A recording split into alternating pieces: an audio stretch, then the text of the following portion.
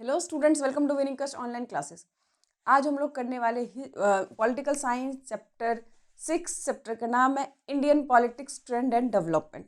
ये हमारे कोर्स का लास्ट चैप्टर है और ये चैप्टर बहुत इंपॉर्टेंट है क्योंकि करंट जो भी पॉलिटिक्स चल रही है बहुत कुछ उसके बारे में आज यहाँ पे हम बात करेंगे। तो चलिए स्टार्ट करते हैं कि 1989 बेसिकली 90 का जो दौर था, एक ऐसा दौर था कि पॉलिटिक्स में बहुत ज़्यादा चेंजेस देखने को मिले, नए नए चीज़ें देखने को मिली, बहुत सारे जो नए नए इक्वेशन बने, कोलिशन गवर्नमेंट और कांग्रेस किस तरह से एक डोमिनेट पॉलिटिकल पार्टी के रूप में थी। लेकिन ये एक ऐसा दौर आया कि जब से कांग्रेस का जो पतन है, हम कह सकते हैं कि काफ़ी ज़्यादा परसेंटेज ऑफ वोट और नंबर ऑफ सीट काफ़ी ज़्यादा गिरने लगे। और अभी तक आपको पता है कि कांग्रेस पार्टी जो है गिरने का जो बेसिकली जो दौर स्टार्ट हुआ था वो यहीं से स्टार्ट हुआ था। तो चलिए पहले हम एक एक करके बात करते हैं कि 1989 यानी कि 90 के अराउंड इंडियन पॉलिटिक्स में कितने तरह के और कौन कौन से चेंजेस आए।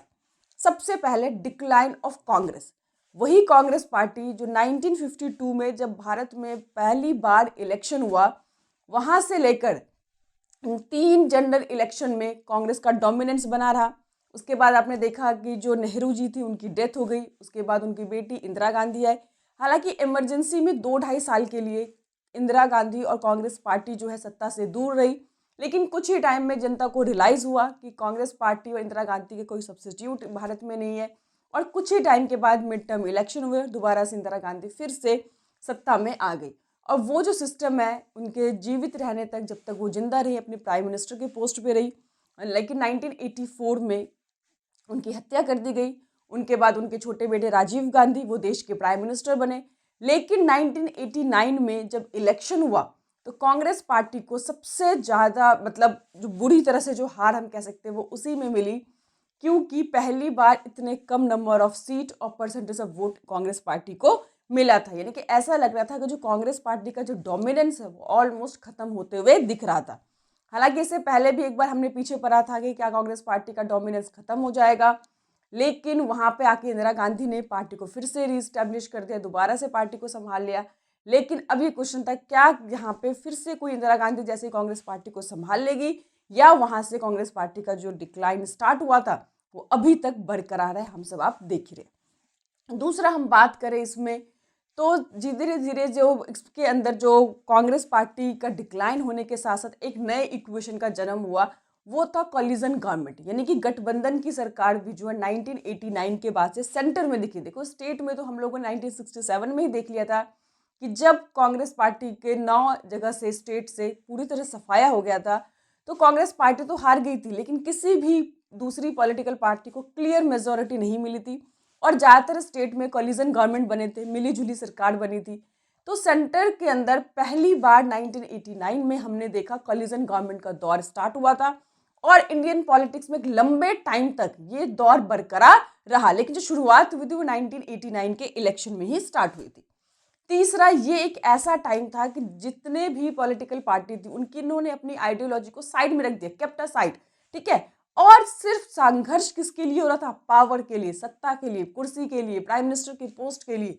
यानी कि जिन पार्टियों की आइडियोलॉजी बिल्कुल डिफरेंट थी, एक दूसरे से अलग थे, कभी उनकी बनती नहीं थी, उनकी सोच अलग थी, बट एक दूसरे को सत्ता से दूर रखने के लिए दुश्मन भी आपस में दोस्त बन रहे थे। ऐसे ऐसे गठबंधन बन रही थी जो कि कभी सोचा भी नहीं जा रहा था। यानी कि एक उत्तर की तरह पूरब है, लेकिन फिर भी एक दूसरे को सत्ता से दूर रखने के लिए उन्होंने आपस में हाथ मिलाए और नई नई सरकारें देश में देखने को मिला।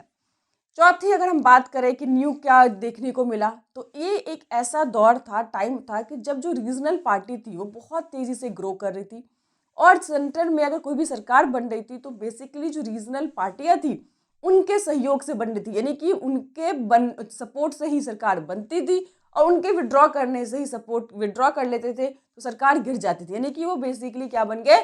किंग मेकर की भूमिका निभाने लगी। यानी कि देश का प्राइम मिनिस्टर कौन होगा, किस पार्टी को सेंटर में रूल करेगी, ये किस पे डिपेंड होने लगा। जो छोटी छोटी रीजनल पार्टीज थी उनका महत्व जो था सडनली बहुत ज्यादा बढ़ गया था, क्योंकि किसी पार्टी को क्लियर मेजोरिटी मिल नहीं रही थी तो बहुत सारी छोटी छोटी पार्टियां जिस भी पार्टी को सपोर्ट कर रही थी और वही देश में रूल कर रही थी, तो अचानक इनकी जो डिमांड कह सकते हैं, पॉपुलैरिटी कह सकते हैं, इनकी शक्ति कह सकते हैं, बहुत ज़्यादा बढ़ गई थी सेंटर में गवर्नमेंट बनाने के लिए।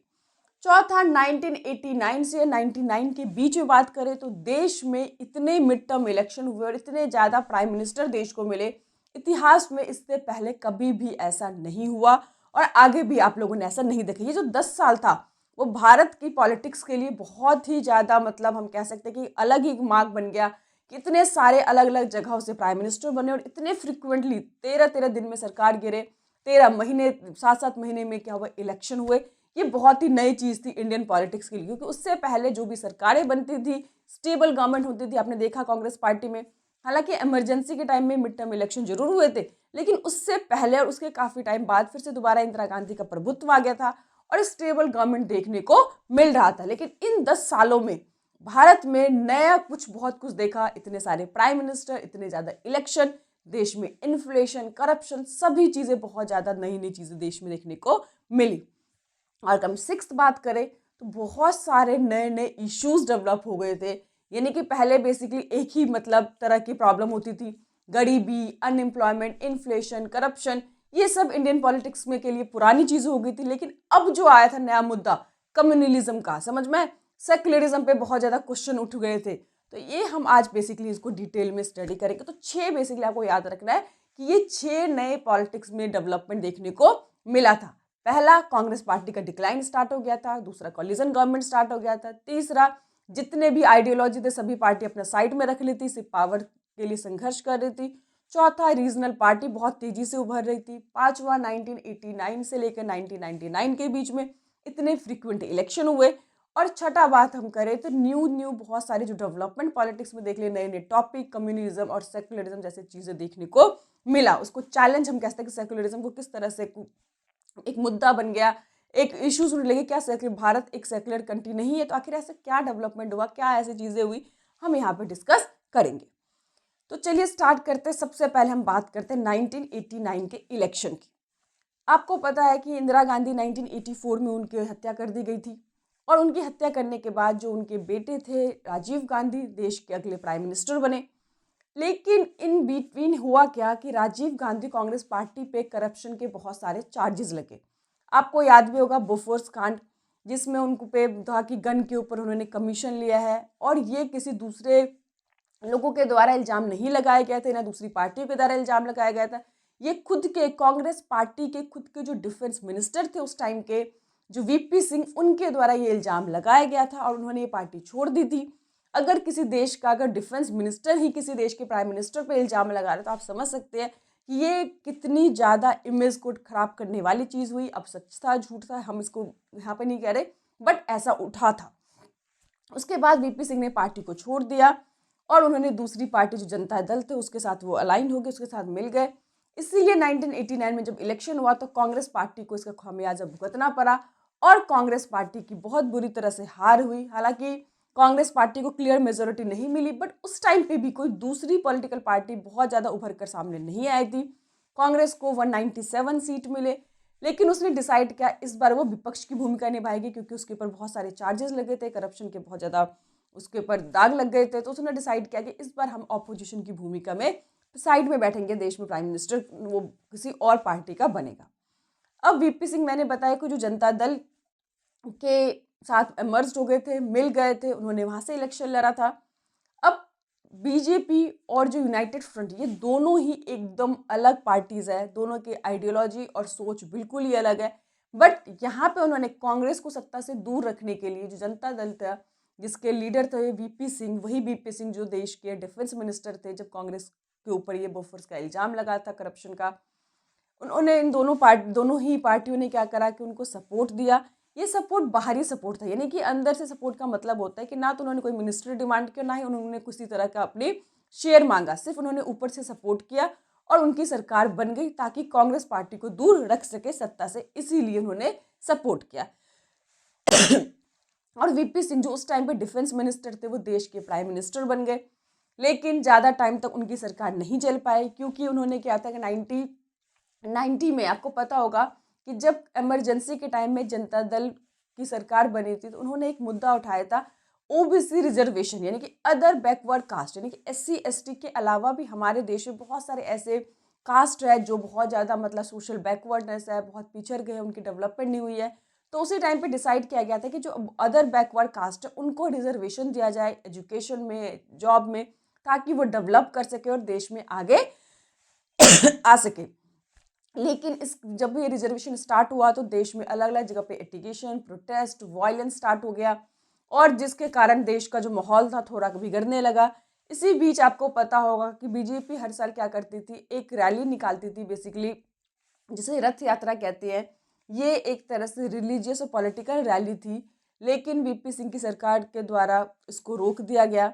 जो उसकी सोमनाथ से स्टार्ट हुआ था और अयोध्या तक के लिए था। उस टाइम पे जो भी बीजेपी के लीडर थे, प्रेसिडेंट थे, LK आडवाणी के नेतृत्व में ये स्टार्ट हुआ था। उसके बाद आगे बिहार में भी उनके रथ को रोक दिया गया था। लालू प्रसाद यादव उस टाइम पे बिहार के CM थे, उन्होंने लॉ एंड ऑर्डर का हवाला देके, जिसके कारण आपको पता है कि सिचुएशन जो थी वीपी सिंह के अगेंस्ट जा रही थी, क्योंकि वहाँ पे देश में जो रिजर्वेशन के खिलाफ प्रोटेस्ट हो रहे थे, हिंसा हो गया था। तो बीजेपी ने डिसाइड किया कि उनसे समर्थन उन्होंने वापस ले ली। समर्थन वापस लेने के बाद ही वीपी सिंह की सरकार गिर गई। और वहाँ पे हुआ क्या कि वीपी सिंह की सरकार गिरने के बाद उसी पार्टी के जनता दल के ही, यानी कि जिसको नेशनल फ्रंट बेसिकली कहा गया, कि नेशनल फ्रंट के ही तो मतलब सरकार बनी। बट अब जो थे वीपी सिंह देश के प्राइम मिनिस्टर नहीं थे। अब जो प्राइम मिनिस्टर थे वो कौन थे? चंद्रशेखर। तो याद रखना है कि 1989 में इलेक्शन हुए, जो नेशनल फ्रंट था उस पार्टी के जो लीडर थे वीपी सिंह प्राइम मिनिस्टर बने। बट कुछ ही टाइम के बाद वीपी सिंह की सरकार गिर गई जब बीजेपी ने अपना सपोर्ट वापस ले लिया। तो यूनाइटेड जो नेशनल फ्रंट थे उनकी गवर्नमेंट रही। लेकिन अब देश के जो प्राइम मिनिस्टर कैंडिडेट थे वो बदल गए थे। अब देश में कौन प्राइम मिनिस्टर आ गए थे? चंद्रशेखर। कांग्रेस ने सपोर्ट कर दिया, बीजेपी के समर्थन लेते ही कांग्रेस ने सपोर्ट कर दिया और चंद्रशेखर देश के अगले प्राइम मिनिस्टर बने। बट कांग्रेस का जो नेचर हम सभी जानते हैं कि वो सपोर्ट कर देती है, लेकिन कुछ ही महीने के बाद वो क्या करते, समर्थन वापस भी ले लेते, जब भी लगता है कि उनका जो अगर देश का माहौल जो उनके फेवर में जैसे आने लगता है वो समर्थन वापस लेके देश में मिड टर्म इलेक्शन करा देते हैं। वही उन्होंने क्या कि 7 महीने के बाद अपना सपोर्ट वापस ले लिया। 1991 में देश में फिर से क्या हो गया, इलेक्शन हो गए। और इस 1991 के इलेक्शन में फिर से कांग्रेस पार्टी जो है सबसे बड़ी पार्टी उभर कर निकली और क्लियर मेजोरिटी तो नहीं मिली बट सबसे बड़ी पार्टी मिली। और उसके बाद जो ADIMK और जो कुछ रीजनल पार्टी ने उनको सपोर्ट किया और जिसके बाद कांग्रेस की जो स्टेबल 5 साल की सरकार बनी। और उस टाइम देश के प्राइम मिनिस्टर कौन थे आपको याद रखना है, VP नरसिम्हा राव। ठीक है, जो नरसिम्हा राव थे देश के प्राइम मिनिस्टर बने। ये पूरा 5 साल इनका टर्म चला। 1996 में फिर से देश में इलेक्शन हुए और इस इलेक्शन में बहुत ही इंटरेस्टिंग पॉइंट था। क्यों? क्योंकि इसके बाद हमने देखा कि 1990 के बाद जो बीजेपी की लगातार जो छवि थी वो इम्प्रूव हो रही थी और इस बार किसी भी पार्टी को क्लियर मेजोरिटी तो नहीं मिली बट सबसे बड़ी पार्टी कौन निकल कर आई? बीजेपी। ठीक है, बीजेपी निकल के और सबसे बड़ी पार्टी होने के नाते प्राइम जो प्रेसिडेंट है उन्होंने अटल बिहारी वाजपेयी, क्योंकि बीजेपी के उस टाइम लीडर थे, प्राइम मिनिस्टर कैंडिडेट थे, उनको इनवाइट किया, देश के प्राइम मिनिस्टर बने, अपनी सरकार बनाए। और आपको पता है अगर क्लियर मेजोरिटी नहीं मिलती तो उनको एक टाइम दे दिया था कि इतने पर्टिकुलर टाइम के अंदर अपने आंकड़े आपको साबित करने हैं और उनके साथ ही वो प्राइम मिनिस्टर की उन्होंने शपथ ली। लेकिन किसी भी पॉलिटिकल पार्टी ने उस टाइम पे बीजेपी और अटल बिहारी वाजपेयी को सपोर्ट नहीं किया। इसका रीज़न हमें पता है, क्योंकि उस टाइम पे बीजेपी एक हिंदुत्व पार्टी के रूप में निकल कर आई थी और हमारे देश में जो पॉलिटिकल लीडर है वो सेकुलरिज्म का झंडा ओढ़े हुए थे, सेकुलरिज्म का नकाब ओढ़े हुए थे कि मतलब भैया हमारे देश में हिंदू मुस्लिम को डिवाइड नहीं करना है। और बीजेपी की जो छवि थी थोड़ी हिंदुत्व छवि की मतलब उभर कर आ रही थी कि हिंदू के सपोर्टर है। आगे हम पढ़ेंगे इसके रीज़न भी क्या है, आगे पढ़ेंगे। तो किसी भी पार्टी ने बीजेपी को सपोर्ट नहीं किया और मात्र 13 दिन के अंदर अटल बिहारी वाजपेयी की सरकार गिर गई। तो यानी कि अटल बिहारी वाजपेयी पहली बार 13 दिन के लिए भारत के प्राइम मिनिस्टर बने, सरकार उनकी गिर गई। और उसके बाद जो भी यूनाइटेड फ्रंट था, अब कांग्रेस पार्टी ने बीजेपी को सत्ता से दूर करने के लिए जो यूनाइटेड फ्रंट थे उनको सपोर्ट कर दिया। लेफ्ट तो हमेशा नॉन कांग्रेस को हमेशा सपोर्ट करती है, तो उनकी मदद से यूनाइटेड फ्रंट की सरकार बनी और देश में पहली बार नॉन हिंदी स्पीकिंग, यानी कि अब तक जितने भी प्राइम मिनिस्टर बनते थे बेसिकली वो हिंदी बोलने वाले प्राइम मिनिस्टर बनते। साउथ से पहली बार कोई देश का प्राइम मिनिस्टर बना था SD देवगौड़ा। लेकिन कांग्रेस पार्टी ने कुछ टाइम के बाद ही उनको प्राइम मिनिस्टर कैंडिडेट से हटाने की कोशिश की कि उन्होंने कहा कि मैं हम सबसे बड़ी पार्टी है, इसके बावजूद हमने आपको सपोर्ट किया बट आप हमें इन्फॉर्मेशन नहीं देते, डिटेल नहीं देते, सरकार में क्या काम हो रहा है इनकी जानकारी हमें नहीं मिलती। अपने आप से डिसीजन ले लिया था। इसका हवाला देते हुए उन्होंने कहा कि एस डी देवगौड़ा को अगर नहीं हटाया जाएगा तो वो अपना समर्थन वापस ले लेंगे। तो वही हुआ कि सेम पार्टी जैसे कि नेशनल फ्रंट का 1989 में हुआ था, वीपी सिंह हटे थे, पार्टी सेम थी बट प्राइम मिनिस्टर चेंज होकर चंद्रशेखर हो गए थे। तो यहाँ पे भी सेम सिचुएशन थी, यूनाइटेड फ्रंट की गवर्नमेंट बनी, पहले एस डी देवगौड़ा जी बने, उसके बाद उनको हटाकर दूसरे उसी पार्टी के प्राइम मिनिस्टर बने आई के गुजराल। लेकिन ये भी उनकी सरकार ज़्यादा टाइम चल नहीं पाई। उसके बाद फिर से देश में इलेक्शन हुए 1998 में। देख रहे हैं आप, इन्हें कितने फ्रिक्वेंटली जल्दी जल्दी देश में इलेक्शन हो रहे हैं, प्राइम मिनिस्टर बदलते जा रहे हैं। 1990 में इलेक्शन हुआ, फिर से बीजेपी सबसे बड़ी लार्जेस्ट पार्टी उभर कर सामने आई। प्राइम मिनिस्टर जो बने अटल बिहारी वाजपेयी बने, सेकेंड टर्म इस टाइम प्राइम मिनिस्टर बने। और यहाँ पे भी 5 साल बीजेपी अपनी इस टर्म को कंप्लीट नहीं कर पाई क्योंकि कुछ जो पार्टी थी उन्होंने अपना समर्थन वापस ले लिया और 13 महीने के बाद अटल बिहारी वाजपेयी की सरकार गिर गई। तो याद रखना है कि बीजेपी ने पहली बार बनाए 13 दिन के लिए सरकार 1996 में, दूसरी बार 1998 में 13 महीने के लिए, फिर 1999 में इलेक्शन हुए। इस बार जो थे बीजेपी और उनके जो अलायंस थे उनको सपोर्ट मिला और फिर से अटल बिहारी वाजपेयी और बीजेपी की सरकार आई थर्ड टाइम और उन्होंने अपना 5 साल टर्म कंप्लीट किया। 2004 में फिर से इलेक्शन हुए। इस बार बीजेपी और कांग्रेस में नेक टू नेक कंपटीशन था बट सब दूसरी पार्टियों के सपोर्ट से किसकी सरकार बनी? कांग्रेस की सरकार बनी। पूरा 5 साल कंप्लीट किया। अगले बार फिर से जो डॉक्टर मनमोहन सिंह थे देश के प्राइम मिनिस्टर 2 बार बने, लेकिन इस बिटवीन कांग्रेस ने इतना ज़्यादा करप्शन, इतने ज़्यादा मतलब घोटाले किए कि जिसके कारण 2014 में जनता इतनी परेशान हो गई थी और देश में एक बार फिर बहुत बड़ा परिवर्तन दिखा। 2014 में इलेक्शन हुए और बीजेपी को क्लियर मेजॉरिटी हम कह सकते हैं मिली क्योंकि 1989 से जो मिली जुली गठबंधन की सरकार चल रही थी वो 2014 में जाके फाइनली ख़त्म हुआ और बीजेपी को पूरी तरह से सरकार बनी और अटल जो भी हमारे नरेंद्र मोदी हैं उनको बहुत बड़ी जीत हासिल हुई। उसके बाद 2019 में पता ही आपको उससे भी बड़ी जीत नरेंद्र मोदी को मिली, उनके काम के कारण, उनके पर्सनालिटी के कारण, उनके एटीट्यूड के कारण और उनके शख्सियत के कारण। और अभी तक हमारे देश में जो बीजेपी की सरकार स्टेबल गवर्नमेंट चल रही है और नरेंद्र मोदी देश में अच्छा काम करे, बहुत बड़े बड़े उन्होंने डिसीजन लिए।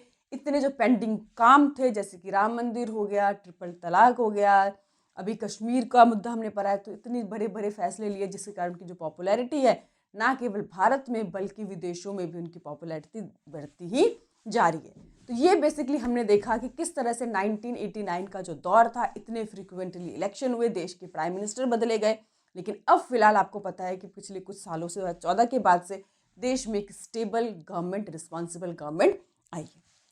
तो अब 1989 में ये तो हमने पीछे पढ़ लिया इलेक्शन के बारे में, लेकिन पॉलिटिक्स में इलेक्शन के अलावा बहुत कुछ नए नए जो डेवलपमेंट्स हुए थे वो भी यहाँ पे हमें समझना है कि 90 का जो दौर था वो बहुत ज़्यादा एक परिवर्तन का दौर था इंडियन पॉलिटिक्स के लिए।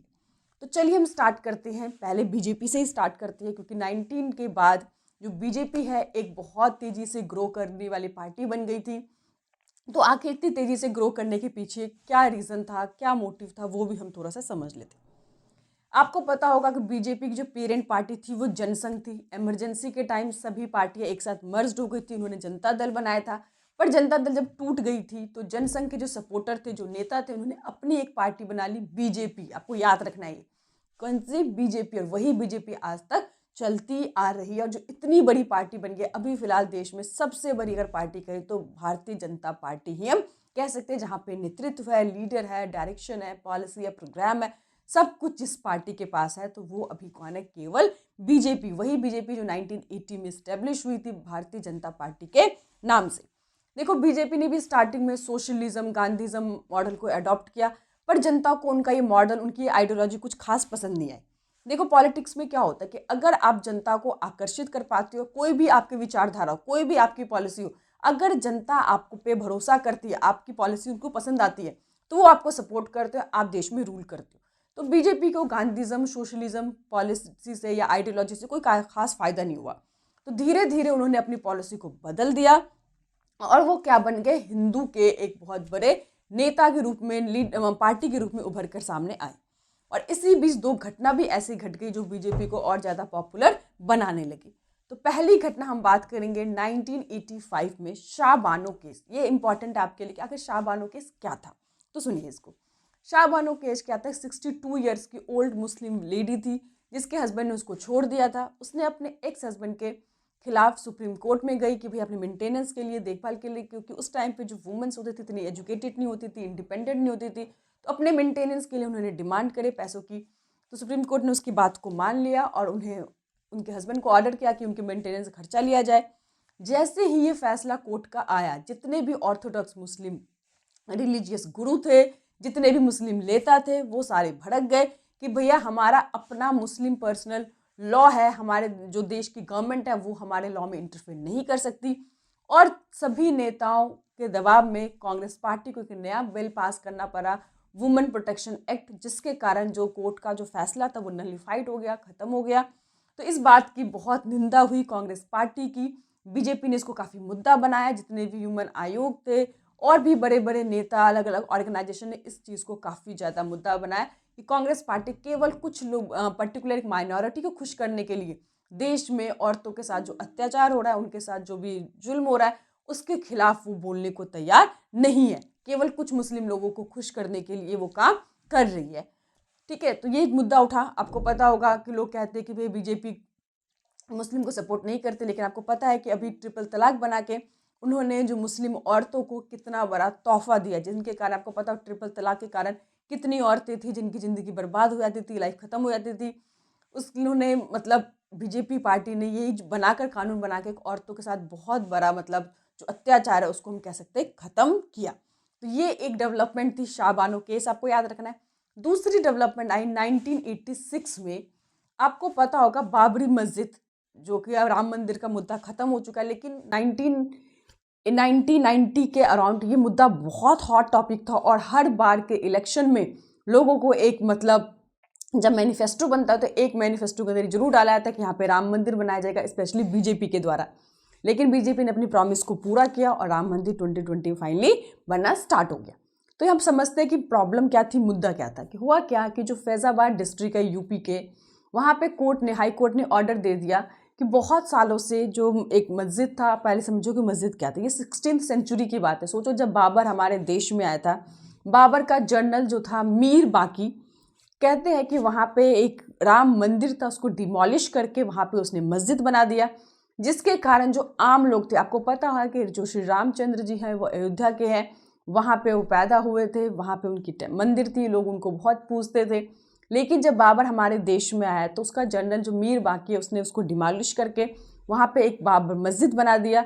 और वहीं से जनता के मन में बहुत गुस्सा था, बहुत उतने टाइम तक, उसके बाद मुगल ने रूल किया तो उनके खिलाफ कोई बोल नहीं सका। लेकिन धीरे धीरे ये टॉपिक बढ़ता चला गया, आम जनता जो थे वो काफ़ी नाराज़ हो गए थे और हिंदू मुस्लिम में इस बात को लेके काफ़ी डिस्प्यूट चल रहा था, जिसके तहत 1940 में कोर्ट ने ऑर्डर दिया कि इस जो प्रेमिसेस है, जो भी ये जगह है, उस पर ताला लगा दिया जाए। जब तक फाइनल कोई डिसीजन नहीं आता कोर्ट के द्वारा, तब तक इसको जगह को बंद कर दिया जाए। लेकिन 1986 में यूपी के फैज़ाबाद डिस्ट्रिक्ट के हाई कोर्ट ने ऑर्डर दिया कि इसको खोल दिया जाए, उसको ताला को खोल दिया गया ताकि हिंदू मुसलमान दोनों ही लोग अपने अपनी आस्था को पूरा कर सके, यहाँ पे पूजा कर सके। और हुआ क्या कि जो लोग यहाँ पे राम मंदिर के कंस्ट्रक्शन के सपोर्ट में थे, उन्होंने कार सेवा ऑर्गेनाइज किया। पूरे भारत के अलग अलग जगहों से जो हिंदू थे यहाँ पे इकट्ठा हो रहे थे, देश में टेंशन का माहौल बन रहा था। यानी कि छोटा सा एक इशू जो अयोध्या के अंदर केवल लोकल इशू था, सडनली वो नेशनल वाइड पूरे भारत का एक बहुत बड़ा हॉट टॉपिक बन गया। देश के अलग अलग जगहों से यहाँ पे लोग इकट्ठे हो रहे थे। इस चीज़ को देखते हुए, टेंशन के माहौल को देखते हुए, देश के सुप्रीम कोर्ट ने यूपी, उस टाइम पे जो गवर्नमेंट थी वो बीजेपी की सरकार थी, बीजेपी की गवर्नमेंट को उन्होंने ऑर्डर किया कि इस एरिया जो भी जगह है उसको काफ़ी सेंसिटिव होता जा रहा है, काफ़ी खतरा होता जा रहा है, इसको आपको टेक केयर करना है ताकि हिंदू मुस्लिम या कम्युनल राइट्स ना हो जाए। लेकिन वहाँ के जो सीएम थे वो इस सिचुएशन को नहीं समझ पाए और फाइनली 6 दिसंबर 1992 को बाबर मस्जिद को डिमोलिश कर दिया गया, मस्जिद को गिरा दिया गया। जिसके बाद देश में हिंदू मुस्लिम का जो टॉपिक था वो बहुत ज़्यादा उठ गया कि भारत एक सेकुलर स्टेट है जो कहता है कि हिंदू मुसलमान इक्वल है, सभी धर्म को इक्वल रिस्पेक्ट किया जाता है। लेकिन ऐसे में मस्जिद का गिरना एक बहुत बड़ा मतलब मुद्दा बन गया देश के सामने।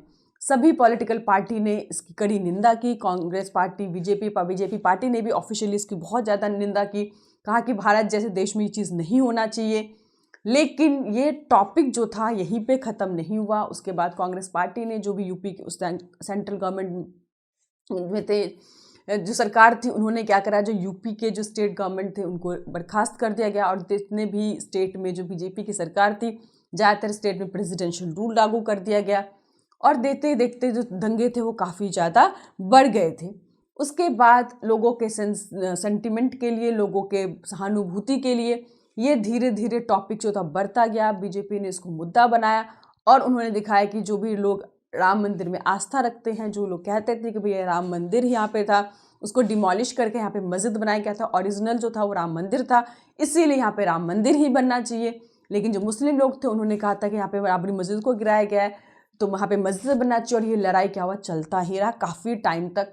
फाइनली मतलब कोर्ट ने, अभी आपको पता होगा, डिसीजन दिया। सभी तथ्य को देखा गया, सभी चीज़ों को देखा गया, खुदाई की गई। सब कुछ करने के बाद उन्होंने फाइनल डिसाइड किया कि यहाँ पे असली में राम मंदिर ही था और राम मंदिर बनाने का उन्होंने फैसला लिया और मस्जिद के लिए उन्होंने बहुत बड़ी ज़मीन भी देने का फैसला दिया।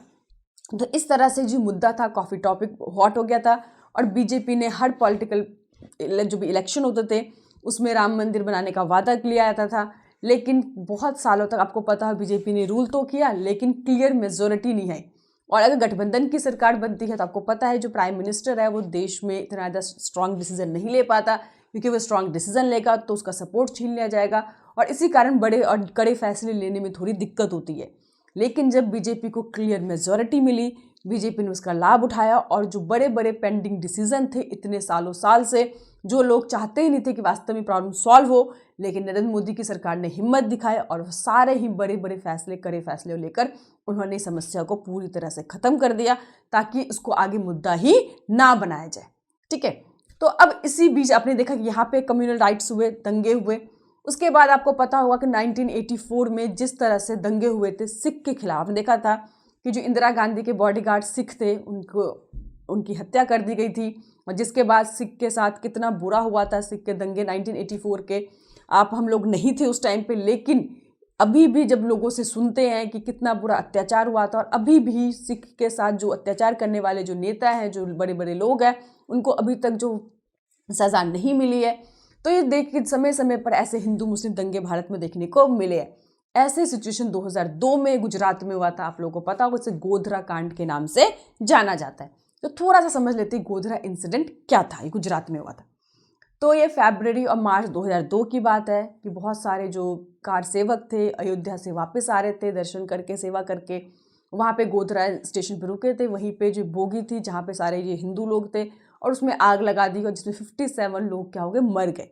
और ऐसी आशंका जताई गई कि ये जो आग लगाने वाले थे वो मुस्लिम थे, जिसके कारण जो हिंदू और मुस्लिम के बीच में फिर से एक बार झड़प हो गई। गुजरात का जो हालत है बहुत ज़्यादा दहल गया था, उसमें करीब दंगे चले और 1100 लोग करीब मरे, जिसमें ज़्यादातर क्या थे, मुस्लिम लोग थे। तो वही एक बार फिर से क्वेश्चन उठ गया कि हिंदू मुस्लिम है, यहाँ पे माइनॉरिटी सेफ नहीं है। उस टाइम देश में, उस टाइम गुजरात में जो सरकार थी, नरेंद्र मोदी जी की सरकार थी, उन पर भी बड़े इल्ज़ाम लगे थे कि वो सिचुएशन को कंट्रोल नहीं कर पाए। लेकिन फाइनली बाद में उन्हें भी मतलब पूरा जो छवि है उनके ऊपर भी मतलब थोड़ा केसेस चले थे, लेकिन फाइनली डिसाइड किया गया कि नरेंद्र मोदी क्लीन छवि है, उन्होंने पूरी कोशिश की, जितनी रिस्पॉन्सिबिलिटी से उन्होंने चीज़ों को संभाला वो एक तारीफ के लायक था। तो भारत में इस तरह के आपने देखे कि समय समय पर किस तरह से हिंदू मुस्लिम के दंगे हुए, कम्युनल राइट्स भी हुए और नई नई चीज़ें पॉलिटिक्स में डेवलपमेंट करके आई। तो ये 1989 से लेकर हम 10 सालों का पूरा सिचुएशन पढ़ रहे हैं। उसके बाद हम बात करें तो 1989 के दौर एक और इम्पॉर्टेंट दौर था कि जहाँ से धीरे धीरे कांग्रेस की जो पकड़ थी सत्ता से कमज़ोर होती गई। परसेंटेज ऑफ जो वोट है और नंबर ऑफ सीट है वो धीरे धीरे घिसकते गए। शायद कांग्रेस पार्टी ने इस पर ध्यान भी नहीं दिया और ना शायद लगता है कभी काम किया है। और जो बीजेपी पार्टी, अगर हम उसको आपके बुक में एनसीईआरटी में दे रखा है, ग्राफ दे रखा है नंबर ऑफ वोट और नंबर ऑफ सीट का, किस तरह से तेज़ी से वो बढ़ती चली जा रही थी। हालांकि 2004 में भी कांग्रेस पार्टी ने रूल किया, लेकिन उस टाइम पे बीजेपी और कांग्रेस की पार्टी में बहुत माइनर सा डिफरेंस था। दूसरी पार्टियों की मदद से कांग्रेस की सरकार तो बन गई, बट बीजेपी, इसका मतलब ये नहीं है कि वो सत्ता से हट गई, यानी कि उनकी पावर या बहुत ही परसेंटेज ऑफ वोट में कमी आई। जैसे कि आपको पता है 2014 में जब इलेक्शन हुआ तो कांग्रेस पूरी तरह सफाई हो गई थी, 40 सीट यानी कि अदर्स की कैटेगरी में आ गई थी। लेकिन बीजेपी जो है रूल करने के बाद भी जब नेक्स्ट इलेक्शन 2004 में हुए थे तो वहाँ पे भी उसकी पकड़ क्या थी, बहुत मजबूत थी। केवल मामूली से अंतर के कारण वो अपनी सरकार बनाने में कामयाब नहीं हो पाई थी। लेकिन तब से लेकर अब तक बीजेपी ने बहुत ज़्यादा तेज़ी से ग्रो करने वाली पार्टी बन गई। Number of seat, percentage of vote बहुत तेज़ी से बढ़े और जिसके कारण आज बीजेपी जो के ऊपर जनता का जो विश्वास है वो बना हुआ है। तो पार्टी को अपनी कमियों को, अपनी जो प्रॉब्लम है उनको समझना चाहिए, उसको दूर करना चाहिए ताकि समय रहते ही उसको ठीक कह सके। लेकिन शायद कांग्रेस पार्टी इसको समझने में भूल कर गई और इतने लंबे टाइम तक जो उसकी पॉपुलैरिटी गिरती रही, उसका विश्वास घटता रहा, उस पर शायद ध्यान नहीं दिया और यही कारण है कि आज वो एक अदर की कैटेगरी में आकर खड़ी हो गई। तो यहीं पे हमारा चैप्टर और टॉपिक पूरा कंप्लीट होता है। आई होप आपको अच्छे से समझ में आ गया होगा। कोई भी प्रॉब्लम हो, कोई भी दिक्कत हो, आप लोग मुझे कमेंट कीजिए। बाकी नोट्स के लिए मैंने आपको बताया कि विनिंग क्वेस्ट ऐप को डाउनलोड कर सकते हैं। वहाँ पे आपको फ्री में नोट्स मिल जाएंगे, हर एक चैप्टर के मिल जाएंगे, इंपॉर्टेंट क्वेश्चंस भी मिल जाएंगे। Thank you.